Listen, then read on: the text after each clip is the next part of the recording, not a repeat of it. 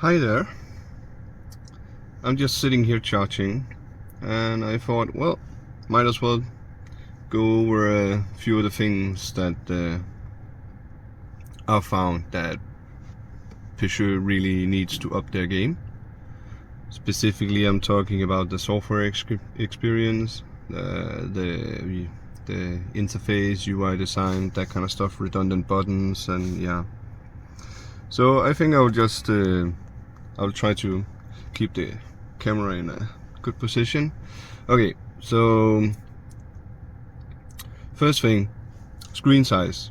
So you're paying a premium to upgrade to a 10-inch screen, but one of the things I learned just recently is that you don't actually get anything for that money, because what they did is that they just added 2 static sidebars to fill out the screen space.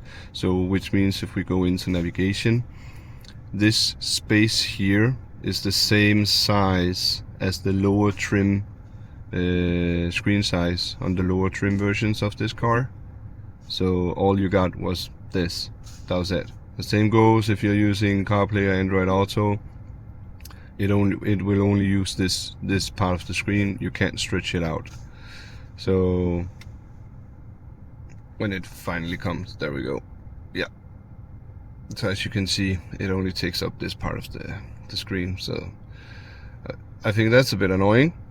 Also, you can't have these features auto start. So yeah, you can't select them and say, okay, I want to automatically start this feature every single time I start the car. So you have to sit and press this button manually, and the system takes a while to start, so sometimes you have to do it, click the button many times. Then you have redundant buttons. So up here I have a button for settings, so options, yeah. And if I click this button with here, which is also for like inputs, you have another button for settings where you can go in and change some options. You can also click this one up here, and up here you can also push some stuff about Wi-Fi, network connection settings, connection service. And if you click that hardware button down here, you get some settings for the car, more car specific.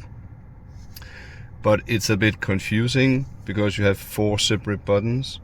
Instead, what they should have done is have one button, and within that button you have categories with subcategories in it. That would make it more intuitive and a bit easier to understand.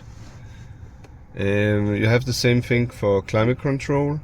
So you have the static button here, and you have a hardware button down here. One of the problems I find is that this button is not designed in a way. Well, I mean, first of all, remove these options button and do as I mentioned before, like put the settings and options under one button. And also this button here, it opens a completely separate screen. And if you click the hardware button, as you might notice, you get a different screen. And this different screen has another options button, which further has more settings that you didn't have access to before. So this button out here is kind of half-assed. And also, I mean, if they were clever, they would have separated the button into multiple parts, so you can press the upper part to raise the temperature and lower part to lower the temperature. If you hit auto, it could like change to like level 1, 2, 3, 4, 5, and then back to auto. But just change the text. You don't actually need to open a completely separate screen. And also, there's absolutely no reason to have 2 of these. I mean, they're located just this far apart. This is not a 2-zone climate control. This is just 1 zone. So there is no point in having all these buttons for the same thing. I mean, just take like vehicle apps, energy. Okay, so I got into energy. Yeah, but you have a button right here that does the exact same thing. So again, it's like redundant. You have 2 buttons on the steering wheel, one here for voice commands. It doesn't work if you use Android Auto. I don't know about CarPlay, but I imagine it's the same.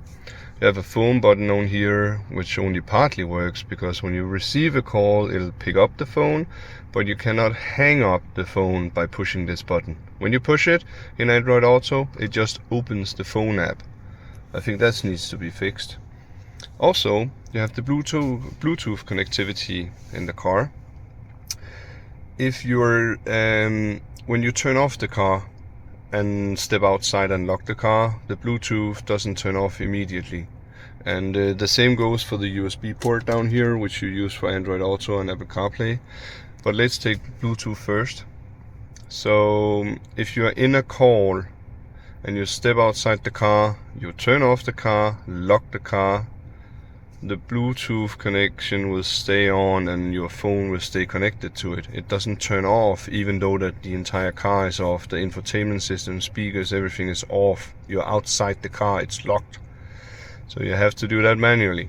It's kind of weird. Same goes for this USB port down here. So I have an AA wireless dongle. When I step outside the car and lock the car and it's off, it doesn't turn off immediately. It takes like a while, maybe half a minute or a minute or two before it actually turns off, so your phone stays connected to it. And when you come back, I mean, it totally makes sense that when you're unlocking the car, it would turn on the USB port, because when you unlock the car might imagine, okay, you're gonna go for a drive, so I'm gonna get ready. I mean, that makes perfect sense. But when you turn off the car and lock the car, it doesn't make sense that it stays on. You also have the mobile app. The mobile app is very slow to connect to the car, and it's also missing some pretty big features, I think. So like, you cannot unlock the car from the app, and also you cannot set a charging percentage where you want the car to stop charging. So if you're at a charging station and the charging station has their own app, if the app has that setting, you can set it through that, but you cannot set it in the car's app itself. So if the feature is not available in your charging app, then you have to monitor it manually. That's kind of annoying. So yeah, I mean, that would be pretty cool to see in the app. I have a 300 euro vacuum cleaner at home that has an app that works more fluently and is better looking, and yeah, works better than this. So I think they could do better on that. I might be unreasonable, I'm not sure about that. I mean, please let me know, but I think that's pretty valid. What I would like to see is like, remove this entire section over here and let me stretch out Android Auto as much as possible, because I use Android Auto, so the information there is that is what is important to me. I don't change the temperature in my car that often, maybe once every 2 weeks, but yeah, so there is no, I think it's illogical to have this many buttons to adjust something that people don't adjust very often.